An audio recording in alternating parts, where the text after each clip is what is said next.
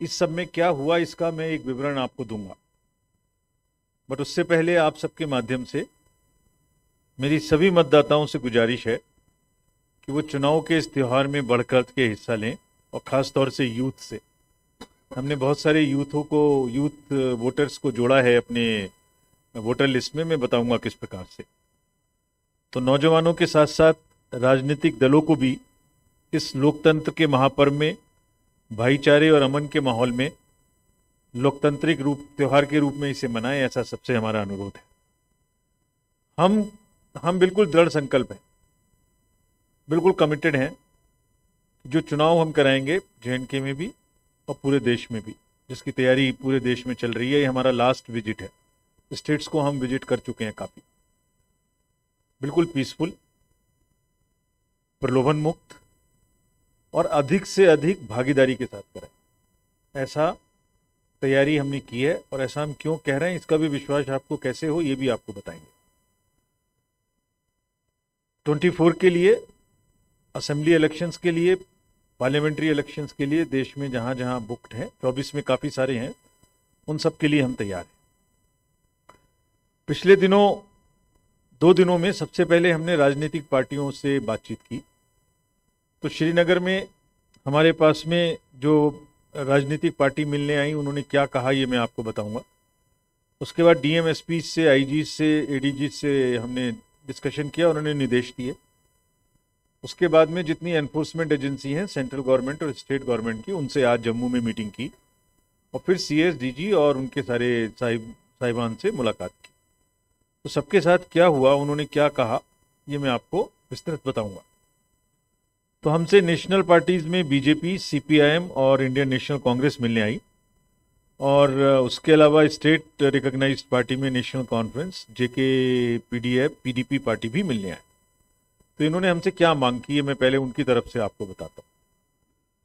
Parties का कहना था कि चुनाव बिल्कुल निष्पक्ष और पारदर्शी तरीके से कराए जाएं, उसमें भेदभाव ना हो। कुछ पार्टियों को ऐसा सोचना था कि प्रशासन एक तरफ कार्य कर सकता है, इसलिए ये निश्चित किया जाए कि वो लेवल प्लेइंग फील्ड सुनिश्चित करें। उनका ये भी कहना था, लगभग सबका, काफ़ी लोगों का, कि हालात ठीक होने की वजह से पीपल्स रिप्रेजेंटेटिव को सामने आना चाहिए, लोगों का जो बीच में नुमाइंदे हैं उनको रहना चाहिए, आवामी हक मिलना चाहिए और चुनाव जल्दी से जल्दी कराए जाने चाहिए। चुनाव में लेवल प्लेइंग फील्ड मैंने बताई शुरू हो। पार्टीज का ये भी कहना था कि जो सिक्योरिटी का अरेंजमेंट कैंडिडेट्स को या पॉलिटिकल पार्टी को मिलता है वो सबको समानता से नहीं मिल रहा है। कुछ पार्टी को ज़्यादा मिल रहा है, कुछ को उतना नहीं मिल रहा है, वो भी उन्हें सबको मिलना चाहिए ताकि वो खुल के अपनी कैंपेनिंग कर सकें।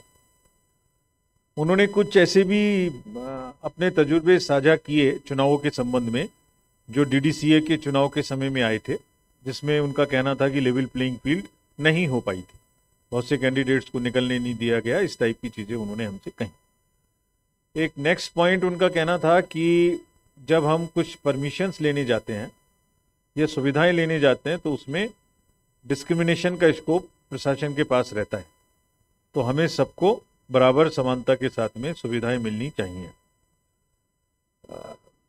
कुछ पॉलिटिकल पार्टी का ये मांग था कि जो माइग्रेंट्स हैं उनकी व्यवस्था की जाए, वो जहां भी हैं कैंप्स में उनको अच्छे से वोटिंग कराई जाए, उनकी वोटिंग परसेंटेज कम होती है। उनका कहना था कि जम्मू में भी हैं, दिल्ली में भी हैं और श्रीनगर में भी हैं। एक मांग ये भी थी कि जो पार्लियामेंट्री कॉन्स्टिट्यूएंसीज हैं उनका चुनाव एक ही पार्लियामेंट्री कॉन्स्टिट्यूएंसी का एक ही चरण में कराया जाए, अलग अलग चरणों में ना कराया जाए। तो फ्रेंड्स, ये जितनी भी बातें उन्होंने कही, इस सब का जवाब मैं अपने संबोधन के दौरान आपके माध्यम से सभी वोटर्स को भी और उनको भी दूंगा। उसके बाद में जो प्रश्न आप पूछना चाहें वो खुला रहेगा। जैसे आप अवगत हैं, लोकसभा का कार्यकाल 16 जून 2024 को समाप्त हो रहा है। असेंबली का लास्ट इलेक्शन जेएंडके में 2014 में हुआ। जेएंडके में लोकसभा की 5 सीटें हैं, जिसमें से सभी जनरल सीटें हैं, और असेंबली में 74 हैं जनरल, टोटल 90, 9 एसटी और 7 एससी। अगर टोटल मतदाताओं की बात की जाए जेएंडके में, तो 86.9 लाख मतदाता हैं, जिसमें से मेल 44 और फीमेल 42 लगभग बराबर है। पीडब्ल्यूडीज जो हैं वो हमने अपने इलेक्ट्रल रोल में खास तौर से मार्क किए हैं ताकि उनको भी वोटिंग सुविधा दे सकें। वो 67,000 हैं और 85 ईयर्स से ऊपर के 77,290 वोटर्स हमारे पास जेएंडके में हैं। और आपको जान के खुशी होगी कि उसमें से 100 साल से अधिक के वोटर भी 2,886 हैं। I mean it's a good sign for the society कि हमारे इतने बुजुर्ग अभी वोटर के रूप में हमारे साथ हैं और हमें अपना सबको जो उन्होंने योगदान दिया है उसको आज भी लोकतंत्र में वोट देके वो पूरा करते हैं। फर्स्ट टाइम वोटर्स जो हैं 18 से 19 साल की एज में, वो भी लगभग 3.4 लाख हैं। तो ये एक हुआ ओवरव्यू ऑफ दी वोटर्स। अगर इसमें महिलाओं की संख्या देखें तो इसमें निरंतर जेंडर रेशियो में बढ़ोतरी हुई है, जो अब 954 है, यानी 100 पर 954 महिला मतदाता हैं। 16 एसीज ऐसी हैं जिसमें ये संख्या 1000 से ज़्यादा है और फीमेल इलेक्टर्स को इस एसएसआर में करीब करीब 1.35 लाख जोड़ा भी किया है। फ्रेंड्स, हमारा एक बहुत बड़ा रोल फोकस इस बार के इलेक्शन में है कि युवा मतदाताओं को हम अपने साथ में खास तौर से जोड़ें, यानी उनको रजिस्टर भी करें वोटर्स में और उनको मतदान पे लाने के लिए भी किसी तरह से प्रेरित कर सकें। अगर 20 से 29 में हम टोटल देखेंगे तो काफ़ी सारे मतदाता, जैसे इस स्लाइड में दिखाया गया है आपको, वो हमारे इलेक्टरल रोल्स में शामिल हुए हैं। नेक्स्ट में अगर हम आपको बताएं तो जो ओवरव्यू ऑफ पोलिंग स्टेशन है, अभी तक मैंने आपको इलेक्टरल रोल के बारे में बताया। अब पोलिंग स्टेशन जो है वो टोटल 11,629 होंगे, जिसमें एवरेज संख्या 747 होगी। हालांकि 1500 तक हो सकते हैं मैक्सिमम, बट इनमें संख्या 747 एवरेज है। ज़्यादातर रूरल हैं। 50% से ऊपर पोलिंग स्टेशंस पर हम वेबकास्टिंग करेंगे, जो भी सेंसिटिव हैं उन पर। और बहुत सारे बूथ, जैसा करीब करीब 80 के ज़्यादा, वो आपको महिलाओं के द्वारा एक्सक्लूसिव या पर्सन्स विद डिसेबिलिटी के एम्प्लॉयज़ के द्वारा ही चलाए जाएंगे। मतलब ये एक माध्यम है हमारा बताने का कि महिलाएं पूरा सेंटर चलाएंगी, और उसमें जहाँ तक ये पुलिस फोर्स भी महिला रखेंगे। और इसी तरह से पर्सन्स विद डिसेबिलिटीज़ को भी हम बूथ चलाने के लिए आमंत्रित, मतलब हम उनकी व्यवस्था करेंगे। सभी पोलिंग स्टेशंस पर मिनिमम फैसिलिटीज़ अवेलेबल होंगी। वो क्या क्या हैं? पीने का पानी, टॉयलेट, पीडब्ल्यूडीज़ के लिए रैंप, वॉलंटियर्स उनके लिए चेयर्स, लाइट, सब चीज़ों की व्यवस्था पोलिंग स्टेशन पे होगी। हमारा एफर्ट है, हमने सबको डायरेक्शंस दिए हैं कि उनको इतना अच्छा बनाएं कि जो त्यौहार का सा माहौल बनता है उसमें लोग आएँ, सुविधा के साथ अपना वोट दे सकें। ओल्ड एज के जो हमारे बुजुर्ग मतदाता हैं, जो 85 ईयर्स से ऊपर के हैं, उनको, और जो पर्सन्स विद डिसेबिलिटीज़ हैं, एक एडिशनल सुविधा दी जा रही है जो यहाँ पहली बार मिलेगी, क्योंकि इलेक्शंस हो रहे हैं पहली बार। उसके बाद उनको घर से भी वोट देने की सुविधा है। जब नॉमिनेशन से पहले हम उन्हें फॉर्म डिस्ट्रीब्यूट करेंगे घर घर जाकर, और जो भी लोग ये चाहेंगे कि उनके घर से वोट लिया जाए, वहाँ एक टीम जाएगी, एक वोट लेने के लिए टीम जाएगी, जिसके साथ पॉलिटिकल पार्टी के जो कैंडिडेट हैं वो भी जा सकते हैं। ऐसा नहीं है कि वो अकेले कोई जाके वोट ले आएगा, उसकी वीडियोग्राफी होगी। और जितने भी बुजुर्ग मतदाता हैं उन सबको हम घर जाके वोट देने की भी सुविधा देंगे। हालांकि हमारा तजुर्बा ये है कि वो सब लोग बूथ पे आना चाहते हैं, क्योंकि फेस्टिव माहौल रहता है, हमेशा बूथ पे आते रहे हैं, तो उनको लगता है घर से बाहर निकले, बूथ पे आए, 10 लोगों से मिलेंगे। लेकिन अगर किसी वजह से नहीं आना चाहते तो हम घर से भी वोट लेंगे। और वही सिचुएशन पर्सन्स विद डिसेबिलिटीज़ की भी है, जिनको भी फॉर्म 12D हम देंगे अगर वो घर से वोट करना चाहते हैं। और अगर पोलिंग स्टेशन पे आएंगे तो उनके लिए एक वॉलंटियर, एक व्हील चेयर और इस तरीके की सुविधा, अलग क्यू, ताकि उनको पहले से फैसिलिटेशन मिल सके। टेक्नोलॉजी का बहुत बड़े तरीके से उपयोग किया जाएगा इस पूरे इलेक्शन में।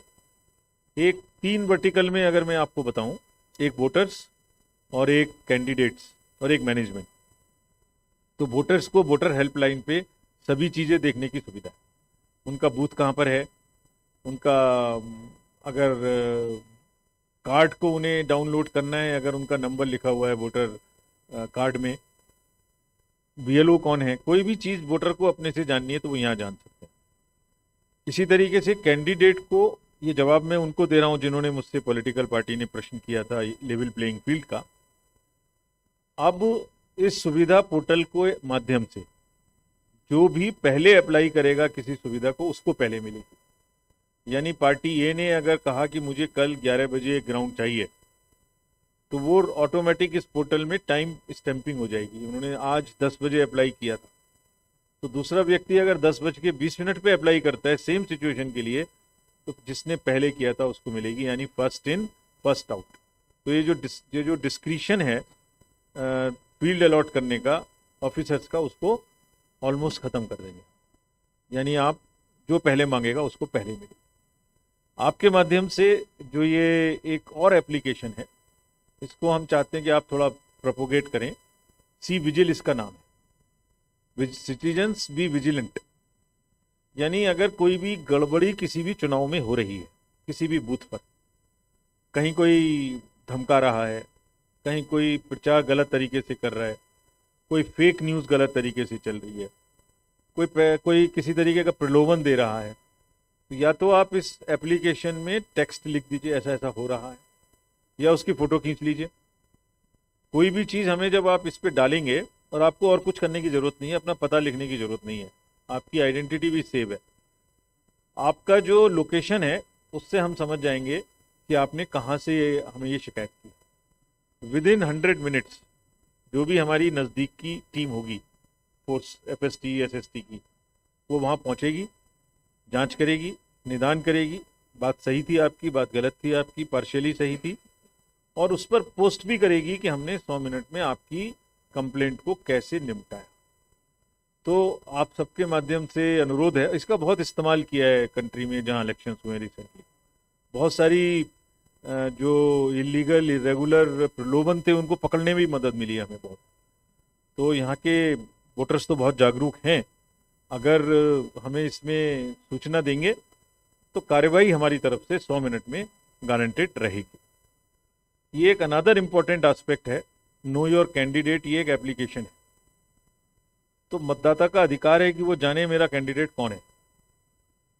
अगर किसी का कोई क्रिमिनल बैकग्राउंड है तो उन्हें इस पर बताना पड़ेगा अपने एफिडेविट में, और 3 बार न्यूज़पेपर्स में हर कैंडिडेट को ये देना पड़ेगा कि भाई मेरे ऊपर में ये आरोप हैं, ये मेरे ऊपर केस चल रहा है। उसको पब्लिश भी करना पड़ेगा और उसको टीवी में भी देना पड़ेगा। और हम आपको जानकारी इस नो योर कैंडिडेट एप्लीकेशन जो है हमारा मोबाइल का, इससे सूचना देंगे कि प्लीज़ अपने कैंडिडेट को देखिए, उनके असेट्स और लायबिलिटी भी देख लीजिए, वो क्योंकि उन्होंने जो एफिडेविट में दिया है वो उसमें लिखा हुआ है। उनकी फ़ोटो देखिए, उनके बारे में जानिए, और अगर उनकी कोई क्रिमिनल बैकग्राउंड है तो वो भी देखिए। पॉलिटिकल पार्टी को भी ये बताना पड़ेगा कि उन्होंने क्रिमिनल बैकग्राउंड के कैंडिडेट को ही क्यों चुना, ऐसी क्या मतलब थी जो उन्हें और कोई कैंडिडेट नहीं मिला, उन्हें भी पब्लिश करना पड़ेगा। तो ये इसलिए कि ताकि अपने कैंडिडेट को जानने का मौका आपको मिले। ये भी हमने एक एप्लीकेशन इंट्रोड्यूस किया है, जितनी एनफोर्समेंट एजेंसीज हैं they are all on this system, so that वो एक साइलो में काम ना करें और एक साथ मिलके वो क्या कर रही हैं, कितना पैसा पकड़ रही हैं, कितना आर्म्स पकड़ रही हैं, कितनी ड्रग्स पकड़ रही हैं, कितनी चीज़ों को रोक रही हैं, उसका हम ऑनलाइन क्विकली जानकारी ले सकें।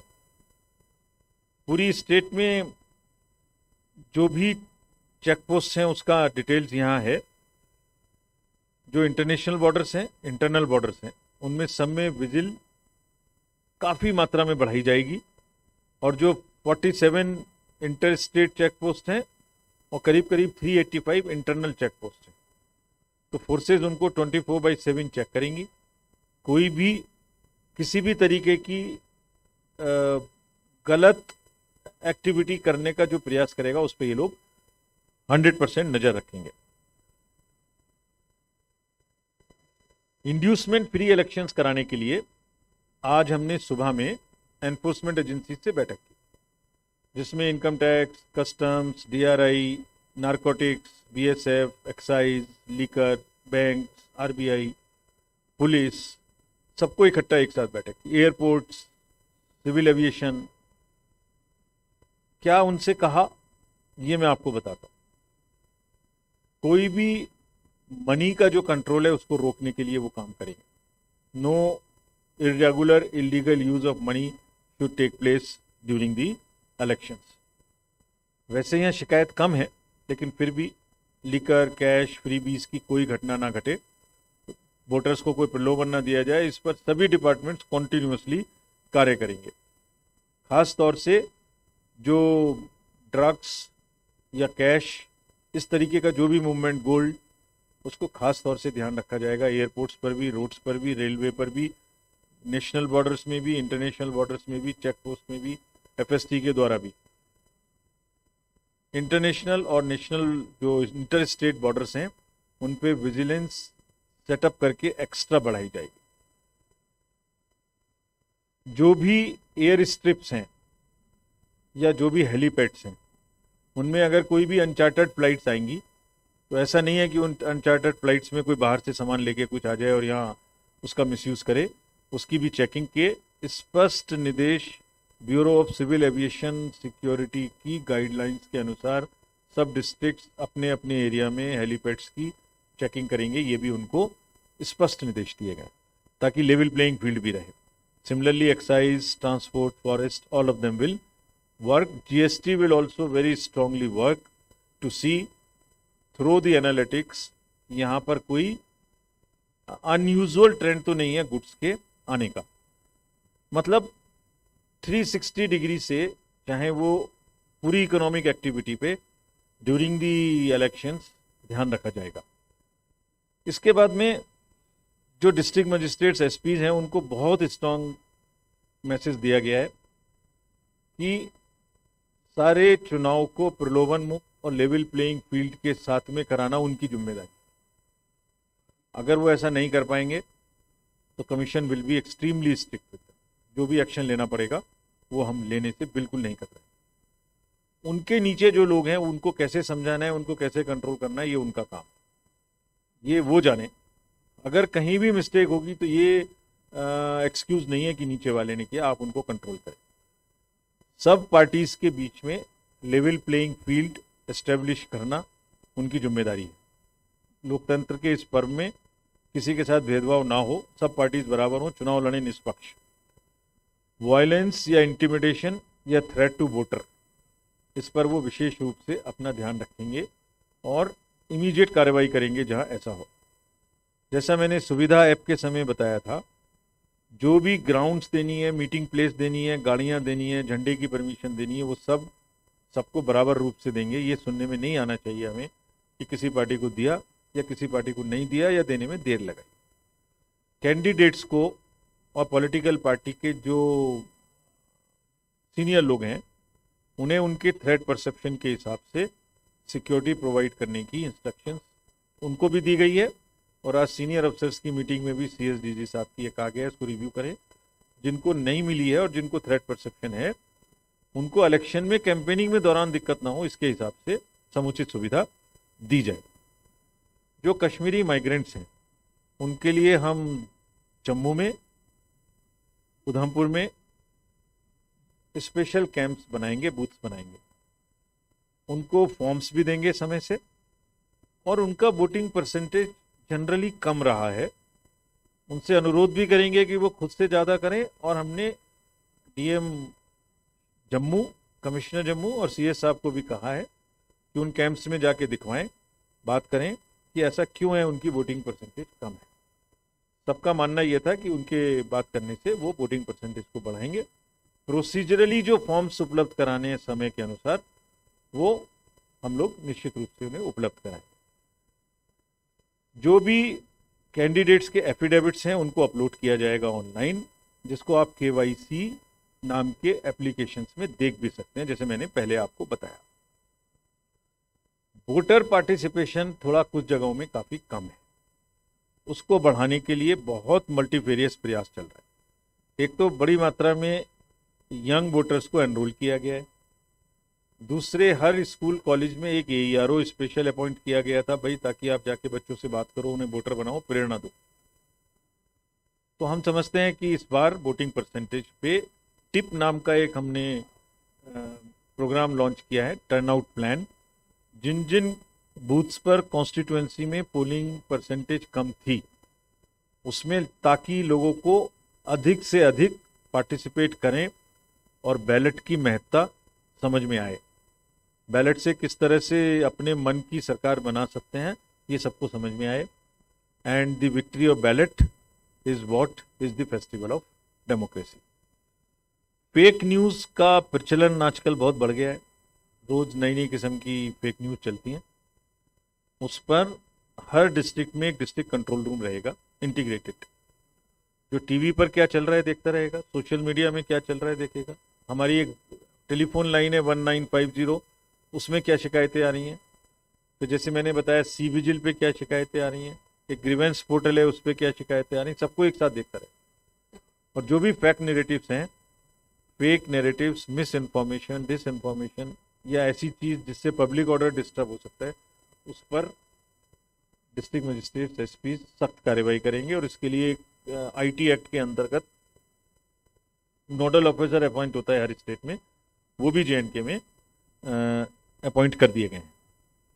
तो फ्रेंड्स, अपनी बात को समाप्त करते हुए मैं आप सबको यही आश्वस्त करना चाहता हूँ कि चुनाव बहुत निष्पक्ष, बहुत भयमुक्त तरीके से और आप सब लोगों के माध्यम से इस अपील के साथ कि लोग ज़्यादा से ज़्यादा पार्टिसिपेट करें। हमें कोई गलती हो रही हो तो बताएं। इस सब के साथ में मैं सभी स्टेक होल्डर्स का, सभी पॉलिटिकल पार्टीज का, कैंडिडेट्स का, वोटर्स का, आपका सबका अभिनंदन करता हूं और बड़े से बड़े रूप में पार्टिसिपेट करने के लिए इनवाइट करता हूं। Thank you very much.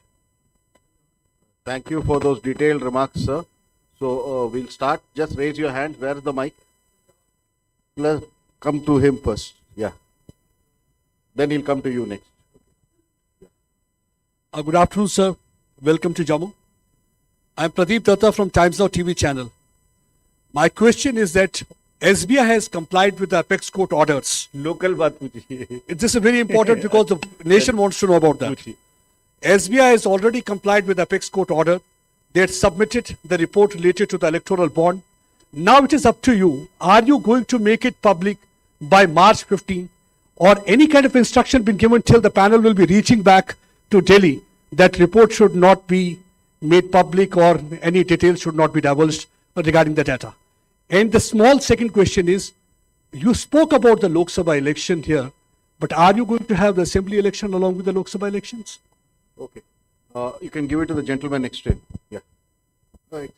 भाई साहब इनको दे दो, ये जो है सेकंड बैठे हुए हैं। Yeah. सर अभी जिस तरह दो लोग जो हैं अभी पैनल में वो कम हैं, तो उनका री इलेक्शन कब होगा सर? इलेक्शन किसका इलेक्शन? मतलब जो उनको अपॉइंटमेंट कब होगा सर? ठीक है। अच्छा, मेरे साथी लोगों का। अच्छा, ओके, दे दीजिए। अब वो सेकंड रो में जो है, ओके ठीक है, करना प्लीज। सर आपने Lok Sabha, introduce yourself sir, please introduce. I am Manoj Kaul from news 18 JKL। मेरा सवाल यह है कि आपने लोकसभा के चुनाव के बारे में ये बताया कि किस तरह से अरेंजमेंट्स किए गए हैं। जैसा कि आपने कहा कि पॉलिटिकल पार्टी से आपकी मुलाकात हुई और जो अपोजिशन की पार्टीज हैं खास तौर पे, उन्होंने ये कहा है कि अगर लोकसभा के चुनाव कराए जा सकते हैं तो असेंबली के चुनाव क्यों नहीं कराए जा सकते? क्या हम ये माने कि लोकसभा के चुनाव के साथ साथ जम्मू कश्मीर में असेंबली के भी चुनाव कराए जाएंगे? ठीक है, thank you. The gentleman second row, दूसरा रो में जो है, हाँ। Yeah, hi sir, myself Sunil Bhatt from India Today.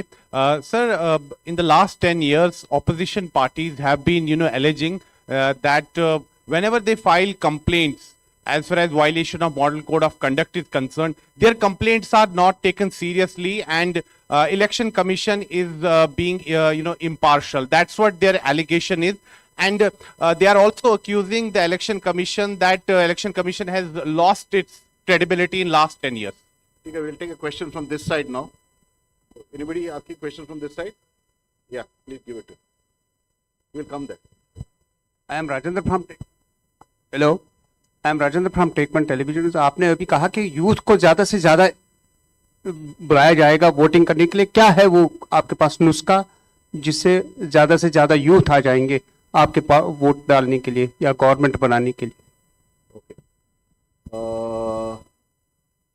The gentleman, या आप इनको दे दीजिए, हाँ सेंटर में जो है उनको दे दीजिए। Good evening sir, Pankaj Sharma from news 24। Sir, आप देश के कई हिस्सों में गए, यूटी में आप गए, क्या लग रहा है कि सबसे ज्यादा सुरक्षा व्यवस्था किस स्टेट या किस यूटी में आपको लग रहा है कि वहां पर सुरक्षा व्यवस्था को चाक चौबंद करने की जरूरत है? दूसरा सर, आज भी ईवीएम को लेकर सवाल खड़े किए जाते हैं, इस पर आपका क्या जवाब है? या जस्ट होल्ड ऑन। पहला प्रश्न क्या था आपका?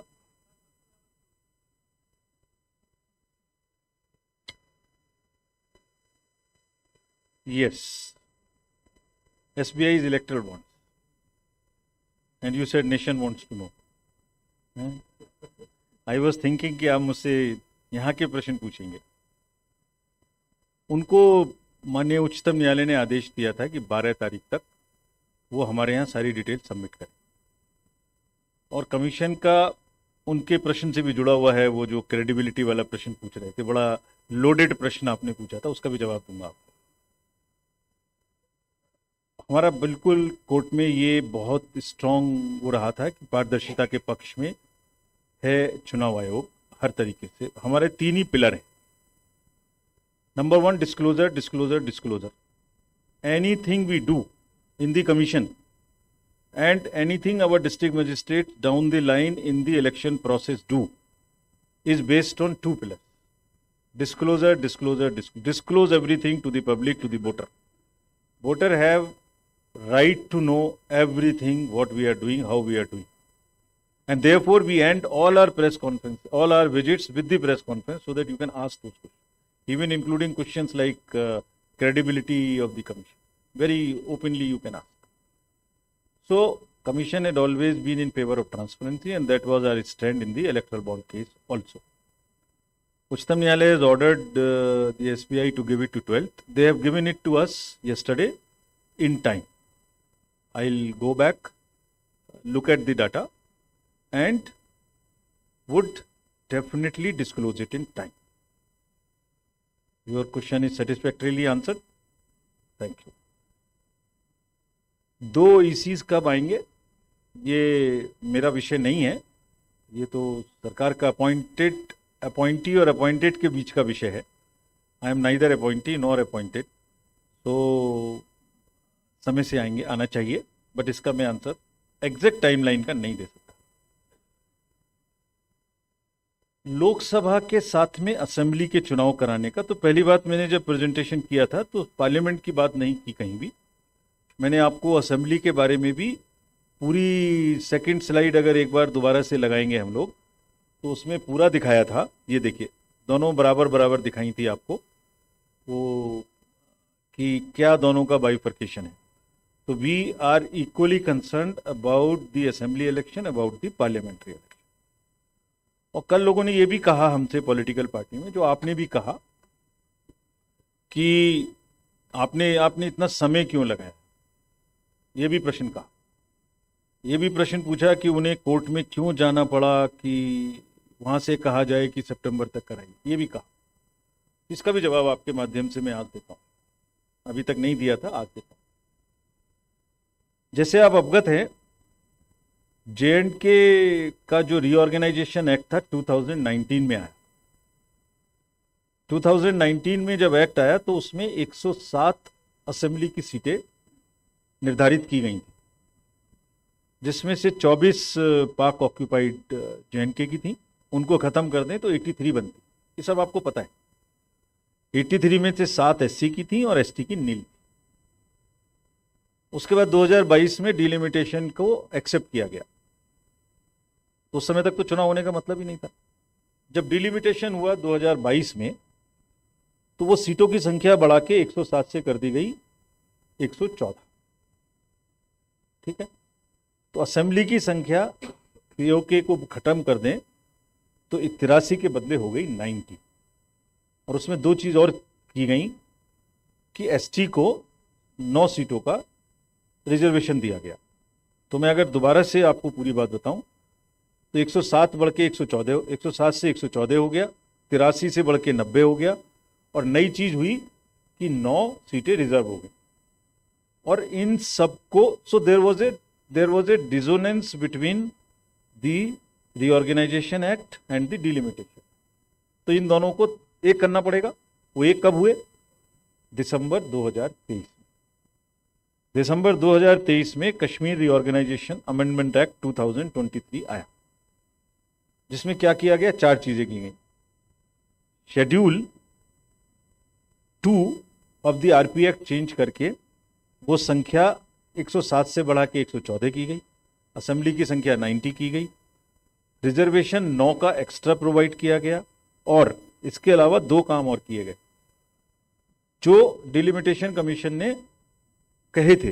वो 2 काम क्या थे? कि 2 सीटें माइग्रेंट्स के लिए रिजर्व की जाएं, जिसमें से एक वुमेन की हो, और इसके अलावा एक और प्रोविजन था, provision for 1 nomination for displaced person from PoK, ये भी किया गया। तो रीऑर्गेनाइजेशन एक्ट को डिलिमिटेशन कमीशन एक्ट के एक्सेप्टेंस के बाद से चेंज दिसंबर 23 में किया गया, और आज हम मार्च 24 में बैठे। तो मेरे पास 3 महीने का टाइम, मीटर डाउन हुआ 2023 दिसंबर। तो कोई डिले नहीं हुई हमारी तरफ से। तो हम अपने दायित्व से पूरी तरह से वाकिफ हैं। इस बात से भी वो पूरे सजग हैं कि कोई पॉलिटिकल वैक्यूम नहीं रहना चाहिए, जल्दी से जल्दी चुनाव होने चाहिए। बट ये अभी 3 महीने पुरानी बात है, अभी तो सीजन शुरू हुआ है, और दोनों चीज़ों को मैंने आपके सामने प्रेजेंट किया है। दोनों के उसी के अनुसार हमने रिव्यू किया है कि हम एक साथ कराएंगे या हम आगे पीछे कराएंगे। जो भी करेंगे ये हम सिक्योरिटी की सिचुएशन को देख के, सबके फीडबैक के बाद में इस पर निर्णय लेंगे। और ये निर्णय जब लेंगे तो सबसे पहले आप ही को बताएंगे प्रेस कॉन्फ्रेंस में, जब हम अनाउंस करेंगे। बट मूड पॉइंट इज, जल्दी से जल्दी दोनों चुनाव हम करेंगे। कोई डिले हम नहीं हुई है, डिले एक्ट के चेंज होने के बाद से अभी हुई। तो इसको जल्दी से जल्दी करेंगे, जब भी हम इस पर निर्णय लेंगे कंबाइंड रूप से बैठ के, taking inputs of the political parties, all the district magistrates, SPs, IGs, DIGs, and the senior officers of the state government, paramilitary forces. We have taken feedback from everybody कि उनको कितनी सिक्योरिटी की requirement होगी। यहाँ पर एक प्रथा और है कि जो कैंडिडेट्स होते हैं उनको सबको सिक्योरिटी मिलती है, उनको 2-2 सेक्शन की सिक्योरिटी मिलती है। तो उससे भी क्या सिक्योरिटी के इम्प्लीकेशन है वो सब देख के हम एक साथ निर्णय लेंगे। यूथ वोटर के लिए क्या नुस्खा हमारे पास है, ये आपने पूछा।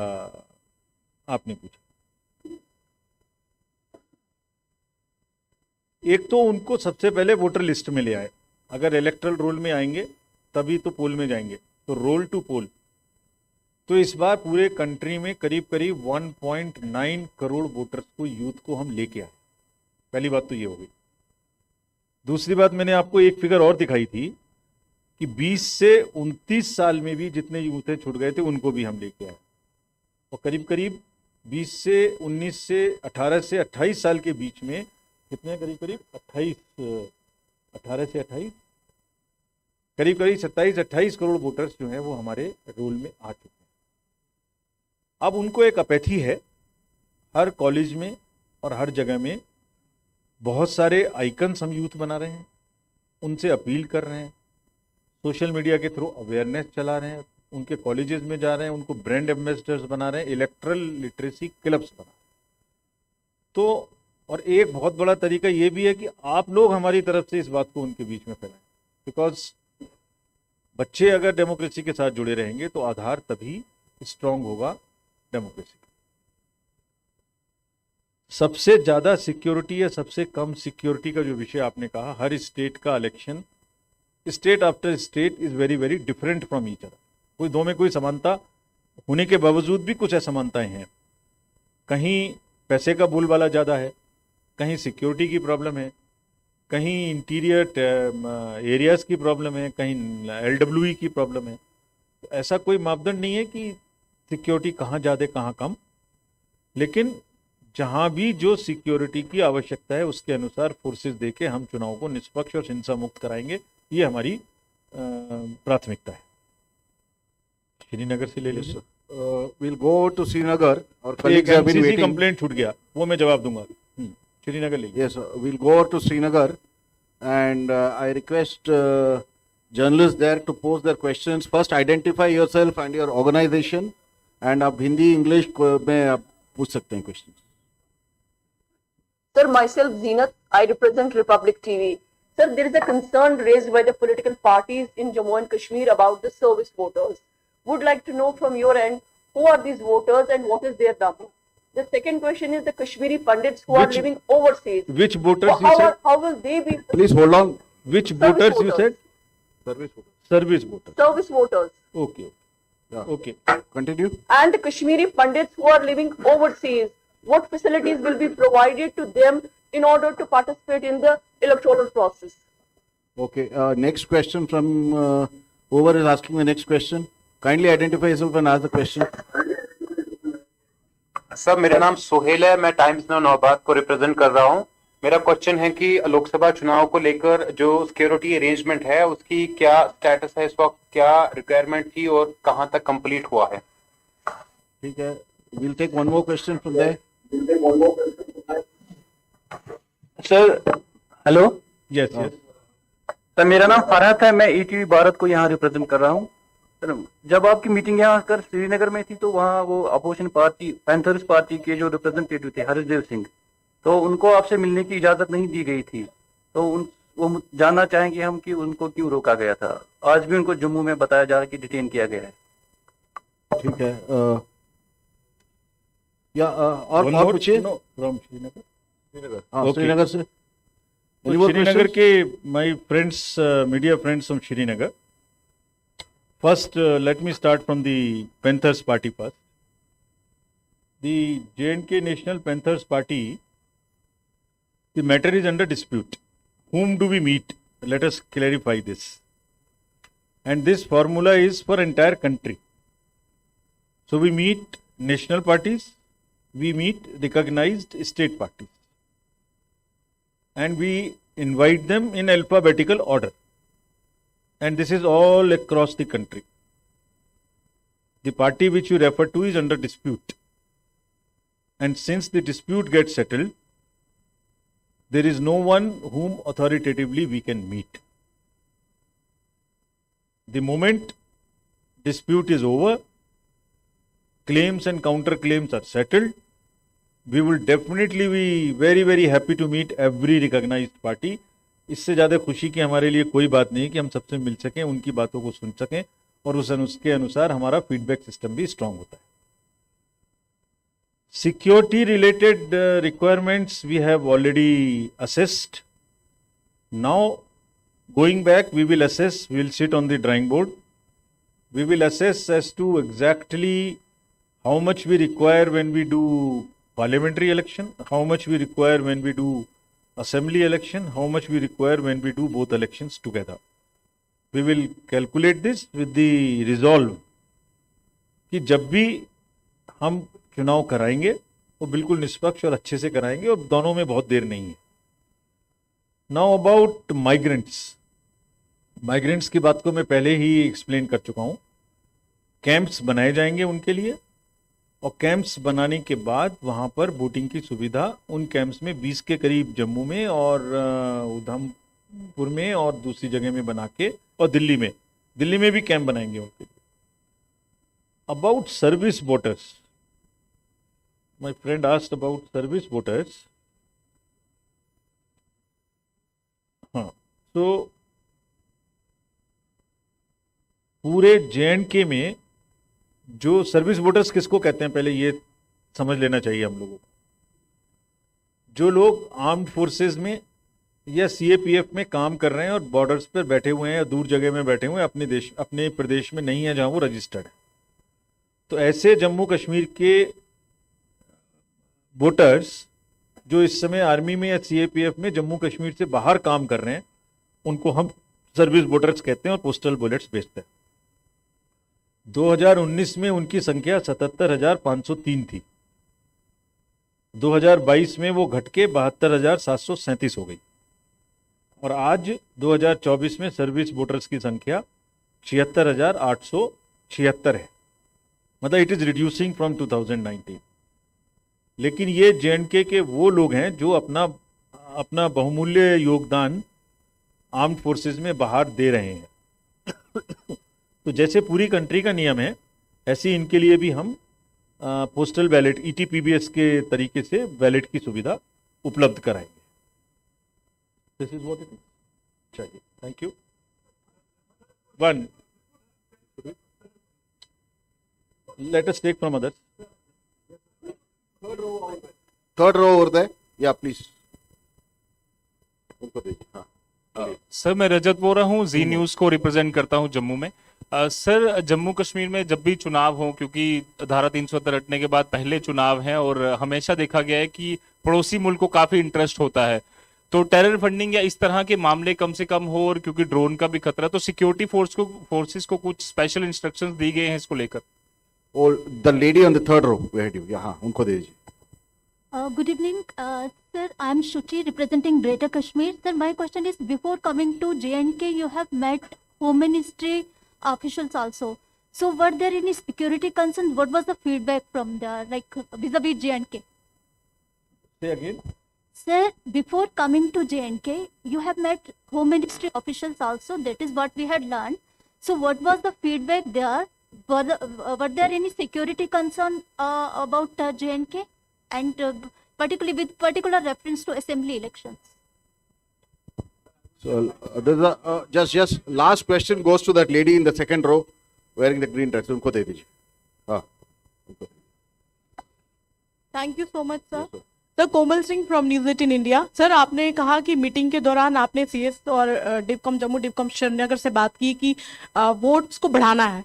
तो सर, ज़्यादातर उस दिन छुट्टी इंजॉय करते हैं लोग, तो ऐसे में वो लोग छुट्टी इंजॉय ना करें और अपना वोट कास्ट करें। पहाड़ी इलाके में लोग रहते हैं, क्योंकि जम्मू कश्मीर एक पहाड़ी क्षेत्र है, अपाहिज लोग भी हैं, तो किस तरह का आपकी तरफ से एक अच्छा रोल प्ले करेंगी गवर्नमेंट एडमिनिस्ट्रेशन, जो कि एक ज़्यादा से ज़्यादा वोट जो है वो पड़े? क्या कुछ नई टेक्निक या कुछ नया कुछ करने की, जिससे कोई कंपलसरी हो कि वो लोगों को लगे कि हमें अपना वोट कास्ट करना है, और अगर जो वोट अपना नहीं कास्ट करता, छुट्टी इंजॉय करता था, क्या कोई पेनल्टी उनको पड़ेगी सर? Thank you. देखिए, फिर मैं नीचे से ही चलता हूँ, आपके क्वेश्चन से पहले चलता हूँ। डेमोक्रेसी में वोट देना एक अधिकार भी है और एक ड्यूटी भी है। तो हमने अब तक हम जो अवेयरनेस का प्रोग्राम, मोटिवेट करने का प्रोग्राम चलाते थे, उसमें आमूलचूल परिवर्तन किया है इस बार 24 के लिए। परिवर्तन क्या किया है, हमने एक प्रोग्राम बनाया जिसको हम कहते हैं टर्नआउट इम्प्लीमेंटेशन प्लान। तो पूरी कंट्री की परसेंटेज 67% थी 2019 के चुनाव में, तो अब हमें इससे ऊपर जाना है। तो हमने ये कहा है कि जिस किसी भी कॉन्स्टिट्यूएंसी में 67% से ज़्यादा थी, वो उसको होल्ड करेंगे। ऐसा नहीं कि वो 67 से नीचे आ जाएं और हमारा एवरेज खराब करें। तो पहला वर्क तो ये, बहुत सारी स्टेट्स ऐसी हैं जहाँ 70% और 80% की वोटिंग है। तो the first target is that those who have cross 67% would maintain that. Second, within those states, there are some constituencies which are below the state average, which is above 67%. तो उन constituency में district magistrates लोग special उन्हीं constituency के related अभियान चला रहे हैं। वहाँ से माइग्रेशन ज़्यादा है, वहाँ डिस्टेंस ज़्यादा है, वहाँ बूथ रेशनलाइज नहीं था, वहाँ कोई और किस्म की अपैथी है, वहाँ बॉयकॉट हुआ था, उससे रिलेटेड वो चला रहे हैं।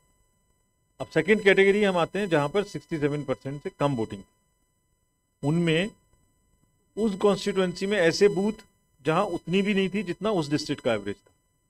सो it's a very detailed plan and we have identified some booth by booth as to where we go up. तो उसमें हम अवेयरनेस भी कर रहे हैं, परसुएशन भी कर रहे हैं, अनुरोध भी कर रहे हैं, आग्रह भी कर रहे हैं, थोड़ा थोड़ा नजिंग भी कर रहे हैं, थोड़ा उल्हाना भी दे रहे हैं, सब चीज़ कर रहे हैं। उम्मीद करते हैं कि वो सब लोग निश्चित रूप से आगे आएंगे।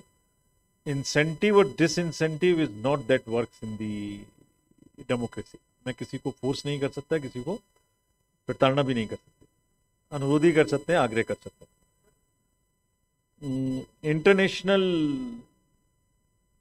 बात कही है, मेरा कोई डायरेक्ट विषय नहीं है, लेकिन सभी एजेंसीज को, BSF, SSB, जितनी भी एजेंसीज हैं, they are all very well aware of their duties, और हर हालत में ऐसी कोई भी चीज़ जो कि कहीं से भी डिस्टर्ब करने की कोशिश करेगी, उसको स्ट्रिक्टली डील करने में वो सक्षम भी हैं, और मेरे ख्याल से मोटिवेटेड भी हैं, और इस समय डिटरमिन्ड भी हैं, तो वो करेंगी।